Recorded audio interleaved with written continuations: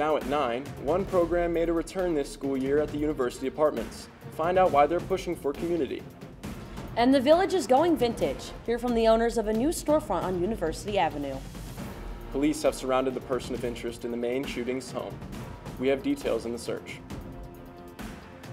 For weather ahead, I'll have the full details coming up. Delaware County's only live television newscast from Ball State University's Unified Media Newsroom. You're watching NewsLink Indiana. Good evening. Thanks for being with us. I'm Luke Barnes. And I'm Abby Urban. RAs have returned to the University Apartments. Emma Matlock has the details.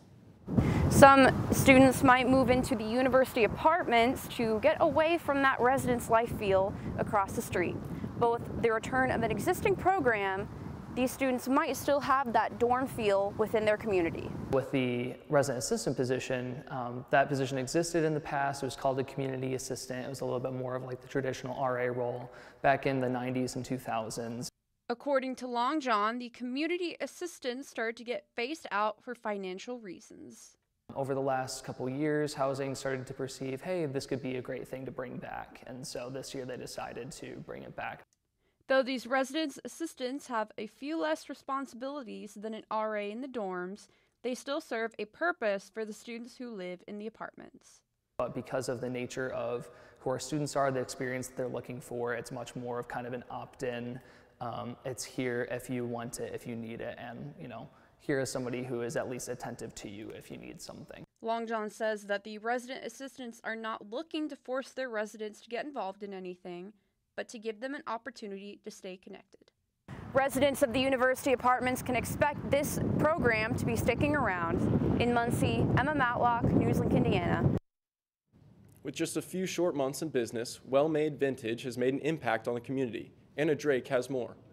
Two men in their 20s decide to come together and start their own vintage business in the village of Muncie. We started this without any startup costs or anything. We funded it ourselves. Really, it was just sort of like one day we decided we wanted to do it.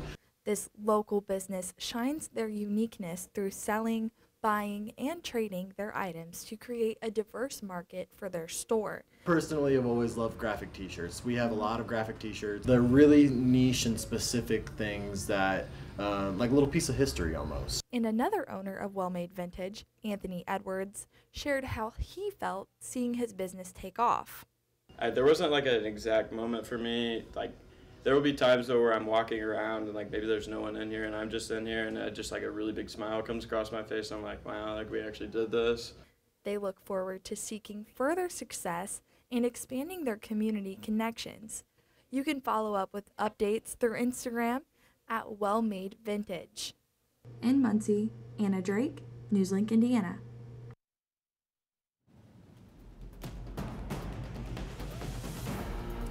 The manhunt for the person of interest in the Maine shootings is still underway.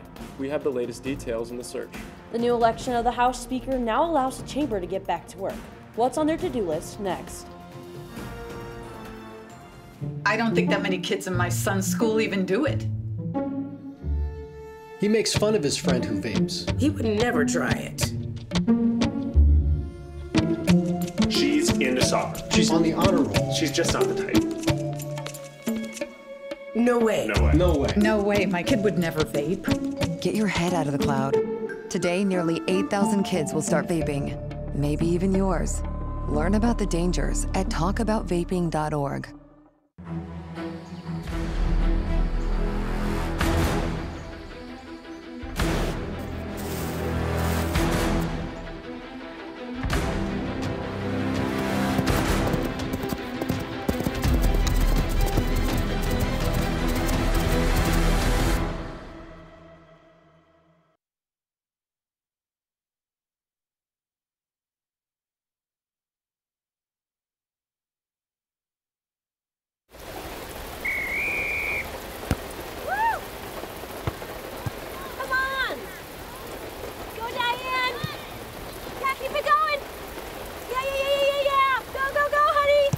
If you love them enough to drive an hour to cheer them on as they get beat 11-0 in the rain, then surely you'll check nhtsa.gov/the right seat to make sure they're correctly buckled in the back seat.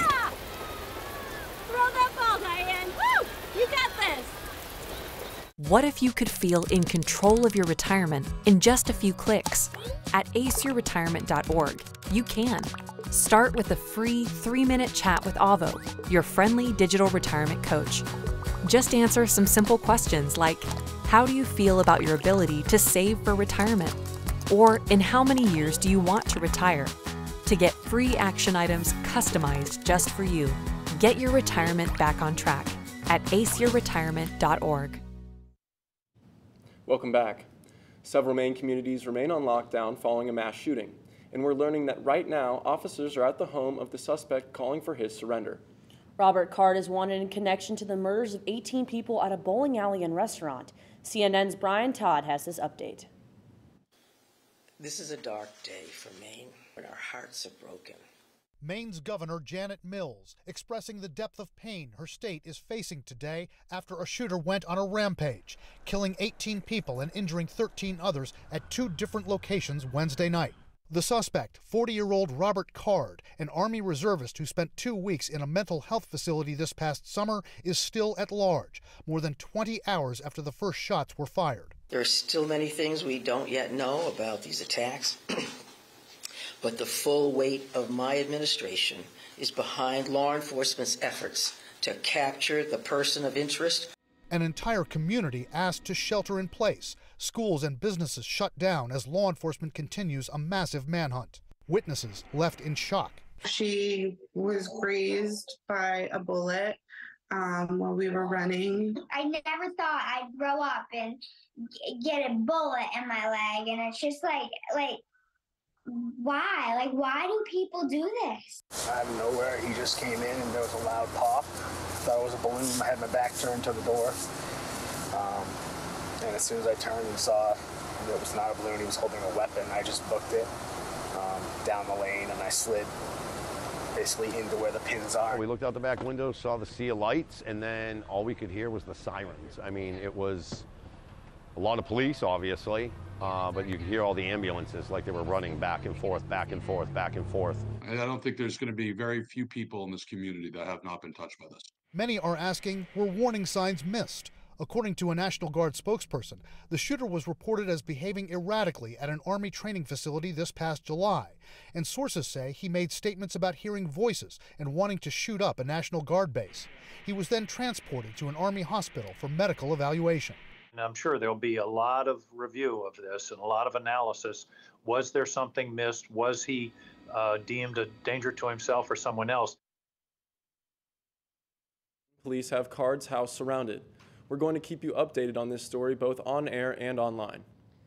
Louisiana Republican Mike Johnson is the new House Speaker. His election yesterday ended a nearly 3-week saga as the GOP conference cycled through 3 other nominees. Johnson earned 220 votes, drawing unanimous Republican support. Johnson's election as House Speaker now allows the chamber to get back to work. On the to-do list is a looming government shutdown next month and 2 wars overseas. Mexican authorities say at least 27 people have died as powerful Hurricane Otis made landfall along the country's Pacific coast yesterday. The storm also left behind a lot of destruction. Mexico's president says the destruction was so complete that not a single power line pole remained standing in the impact zone. These early images and accounts are a look at the extensive devastation, toppled trees and power lines in brown floodwaters that in some areas extended for miles. It delayed a comprehensive response by the government, which is still assessing the damage along the coast. Rescue teams in Gaza continue searching for survivors, following intense Israeli airstrikes today as the war between Israel and Hamas enters its 20th day. The health ministry says more than 750 people were killed over the past 24 hours. The Associated Press couldn't independently verify that death toll, and the ministry doesn't distinguish between civilians or not. The Gaza Health Ministry says more than 7,000 people have been killed in the war. That's more than 3 times the number killed in the 6-week-long Gaza war in 2014. More rainy weather ahead. I'll have the full details coming up tonight. Dear moms and dads, what you have achieved here today is going to help us and our futures. It is why we are coming up on stage to collect your diplomas. You know it's true. Mom, we love you always. When you graduate, they graduate. Visit finishyourdiploma.org to find free and supportive adult education centers near you. Hi, I'm Smokey Bear, and I'm an assistant to help you prevent wildfires. Dude, I've got this. I've been camping since I was 5 years old. But I am a camping influencer. You know what? I'll bet you $5. Okay. Assistant Smokey, what is the best way to put out a campfire? To put out a campfire, drown with water, stir, drown again. Then make sure the fire is out cold by feeling with the back of your hand. Wait, really? I'll take the $5. When I was growing up, my mom was extremely tidy. We were trained to put things back where we got them from. One day, when I walked into my mom's house, I felt like I walked to someone else's house. There was stuff everywhere. And just growing up the way I grew up, and to see this transition was very alarming. When Sean talked to me, it was a wake-up call, and that's when I went to the doctor.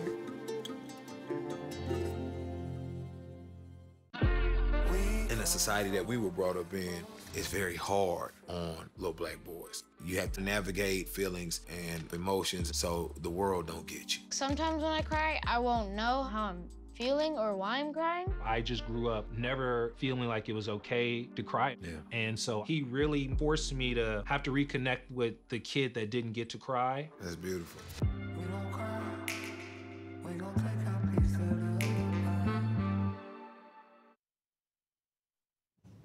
A decision was just made yesterday to keep the graduate history program available to students here at Ball State after talks of a possible suspension.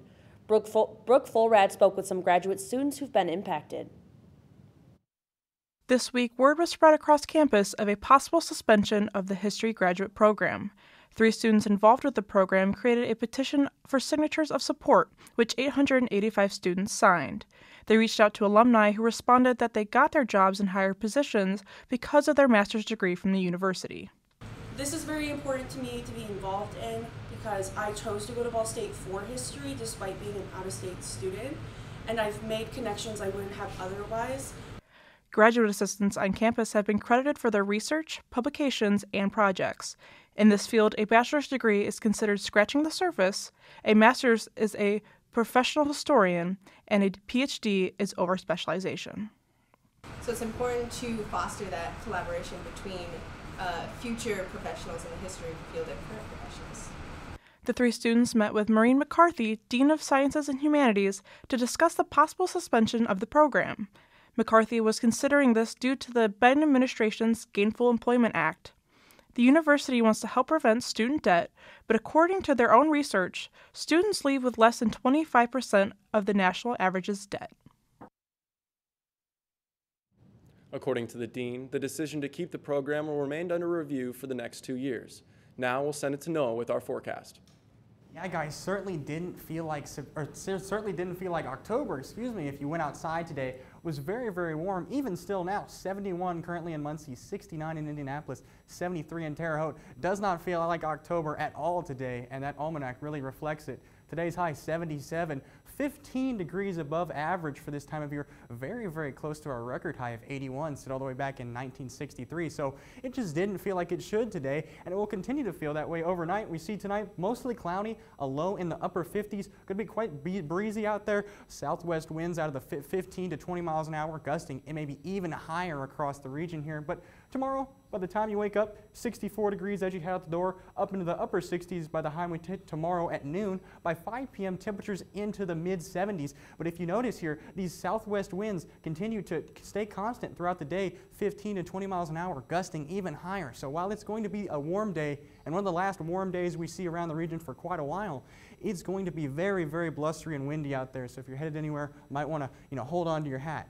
Meanwhile, though, looking at our 6 to 10 day temperature outlook here, really showing that those temperatures really going to drop off over the next week or so here. We can see most of the United States, including east central Indiana, highlighted in that darker blue color, indicating probability of below average temperatures much higher than normal. Meanwhile, out west here, we see much higher temperatures, more of a possibility along the Pacific coast here. But looking at our temperature trend graph, we can see the really backsliding temperatures as we head into the next work week. 73 tomorrow, still 10 to 15 degrees above average. Saturday, back back to normal, but then Sunday, Monday, Tuesday, we see temperatures really sort of crater back below average, 25 degrees below average in many portions of our region. So really skipping straight from fall to winter across the region. But over the weekend here, we've got to get through this rain before we get the cooler weather. We see by Friday 9, 10, 11 p.m. rain overspreading most of central Indiana and the region.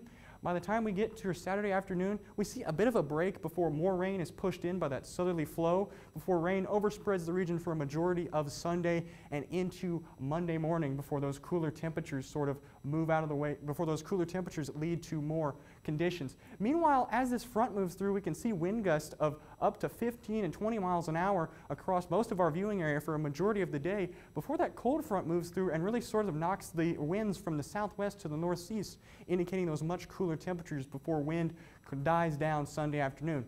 Overall, looking at our 7-day forecast here, warmer temperatures into Saturday. By Sunday, back to normal, but we see that rain begins to move in Saturday and Sunday. By Monday and Tuesday, looking much, much colder across the region, struggling to get into the mid-40s. For Halloween, only a high of 42, so going to be really, really cold out there if you're headed anywhere to trick-or-treat on Halloween Eve or Halloween weekend. Yeah, I definitely was not used to the warm weather today. I walked out of my dorm to come here to the studio, and I usually have a jacket, and today I did not need to have it. So it was definitely interesting. I am going to miss the fall weather, but I'm glad it's coming back this week. Yes, luckily. Let's send it over to Xander with sports. It's sectional football time here in Indy. An update on 2 local schools, and 1 Yorktown athlete is making strides towards history. All this next in sports. The time goes, I don't know how I got here. You've done the hard part. You quit smoking. Now do the easy part and get scanned for lung cancer. If you smoked, you may still be at risk, but early detection could save your life. Talk to your doctor and learn more at savedbythescan.org. If I could be you, and you could be me for just 1 hour. If we could find a way to get inside each other's minds. Walk a mile in my shoes. Walk a mile in my shoes. Well, before you abuse, criticize, and accuse. Walk a mile in my shoes. After retiring from the NFL, I've been able to spend a lot more time coaching my daughter's basketball teams. It's something I love to do. Through our games and our tournaments, we see all types of coaching, good and bad. And it begs the question, do we really know who's coaching our kids? Do they have the proper training and screening it would take for me to be comfortable with my daughters playing for that coach? Our Youth Basketball Association made the decision to use trusted coaches to screen and train all of our coaches. I'm a trusted coach. Are you? Did you see that? Whoa, we scored? Yeah, we scored going to the playoffs. I can't believe I missed that. Every time I'm buzzed, I spend too much time on my phone. What? I should take your phone away. No, I'll call for a ride. Hey, why does my face look like that? I'm playing with these new face filters. Okay, you know what? Yep, that's mine. Kevin, I need that back. No. Kevin! Welcome back to NewsLink Indiana. I'm Xander Woods with sports. Ball State Soccer takes on the Central Michigan Chippewas earlier today for their final matchup of the regular season. The Cards head into one completely even on the season with a 7-7-3 overall record and a 5-2-3 record in the MAC. On the opposing bench, the Chippewas take the field with an abysmal 2-7-6 record on the season and a 1-6-3 record in the MAC. The Cardinals strike first and fast as junior forward Lexi Fraley finds the back of the net within the match's first 8 minutes. And after another Lexi Fraley goal right out of the second half gates, the Cardinals win this one in decisive fashion in a 2-0 final. Ball State Soccer will be back in action for the first round of the MAC tournament this Sunday at home versus Ohio at 1 p.m. The stage is set for an in-county sectional matchup between the Eagles and the Delta Tigers of Yorktown. NewsLink Indiana's Bryce Dimsevich went out to the Delta to catch up with the squad. Hey! Win or go home. The second round of sectional football in Delaware County couldn't be any hotter, with cross-county rivals Delta and Yorktown set to face off this Friday. Delta High School head coach Chris Overholt shows what makes a game like this so special. This is a great rival game, and so we should have a little internal motivation. We should be ready to go. It was a really good game last time, great atmosphere, and we're just ready to play in that again. After an up-and-down season with a 5-4 finish, senior star running back Caden Bond explains what the team did to improve and get to where they are now. We've really pointed out our weaknesses and made them strengths, and took extra time after practice and got everything right. For any football team, home field advantage is important, and it's no different for the Delta Eagles. With the second round of sectionals ahead, a certain sense of pride follows them no matter where they play. I would say my pride is just going out there and working as hard as I can, knowing that anything less than what I can do is not enough. With so much at stake in their season on the line, getting things right is all that's on Delta's mind. The big thing we talk about, not overlooking anyone, being 1-0 at the end of the week. Yorktown garnishes all of our respect, and so we got to be ready for them. So it's the devil in the details. You know, we got to be locked onto formations, shifts. They do a lot on offense to kind of bring your eyes away from where it's going. And then defensively, they have many, many good players, so we need to make sure to get them on the ground. The Eagles take on the Tigers this Friday in Yorktown with kickoff set for 7 p.m. In Muncie, Bryce Dims-Sevich, NewsLink, Indiana.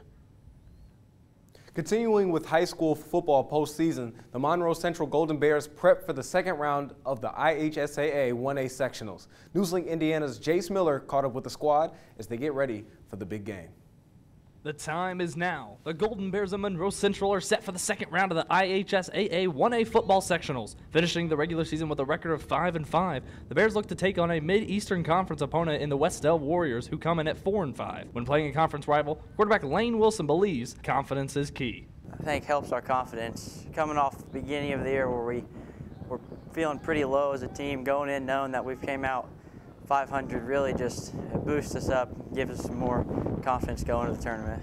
It's always tough playing a team twice, especially a team that they've put in some new plays and they're on a 3-game win streak, so I'm sure they're pretty confident right now too. I think it's going to be probably a better game than it was the first time we played them. As Wilson is the man in command on the offensive side of the ball, it is sophomore defensive tackle Julius Olam who leads the charge for the defense, and he's on the same page with his QB. They're a decent team, and I know that they've won the past three games, and I know their motivation is coming in, and I've been working real hard, especially in the city, and now that I have Westdale this week, I feel like I can just really contribute to the team and win this game.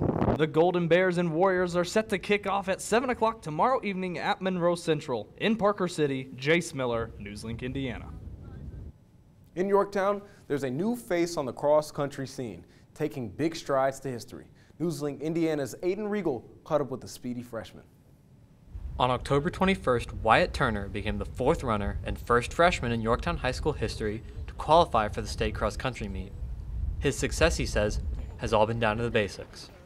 There's not much anything you can do to get faster so fast. You just got to stay consistent and listen to whatever your coach tells you to do. Turner was born to run.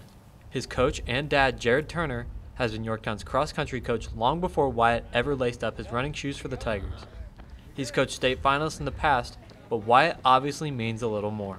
When you get a situation where he qualified for a state meet as a freshman, obviously I was kind of overcome with some fatherly emotions, and you know, maybe took a couple seconds where I took the coach hat off and gave him a hug and just felt super proud of him. This father-son duo has gone a long way in their first season together, and their bond, Wyatt believes, is what has made him as good as he is. It allows me to debrief with him after races and after workouts and let me share anything that I'm going through during the season, and it doesn't really weigh me down a lot. I mean, it really just helps me express my feelings. Wyatt Turner will finish his season at the state meet this Saturday in Terre Haute. In Yorktown, Aiden Regal, NewsLink, Indiana. What an amazing story that was, but just looking at it, it is really starting to get to that point of the year where we're starting to see these high school football teams really competing at the highest level in the postseason. Yeah, absolutely. That Delta Eagle squadron, they started off the year strong. I hope they can recapture some of that momentum going into Yorktown. I also hope that they have some great weather coming into this weekend. Noah? Yeah, luckily it's all going to depend on when those sectional games tip off tomorrow. The earlier the better in terms of temperature and rain. The further you head into Friday evening, overtime may look a little more rainy. As you head into Saturday and Sunday, temperatures going to drop off, rain chances increasing. By the time we get to next week, bitterly cold we haven't seen in 6 months around this region. Even for Halloween, going to be just bitterly cold, a high of only 42 with feels like even lower than that. A little bit of a chance of a warm-up as we head further into the week, but right now looking at our first taste of what could probably be the first taste of winter for our region. So. That's all tonight for NewsLink Indiana. Be sure to join us again tomorrow for our morning show, Waking Up with Cardinal Weather, streaming live at 8. And for news anytime, anywhere, go to ballstatedaily.com. Have a great night.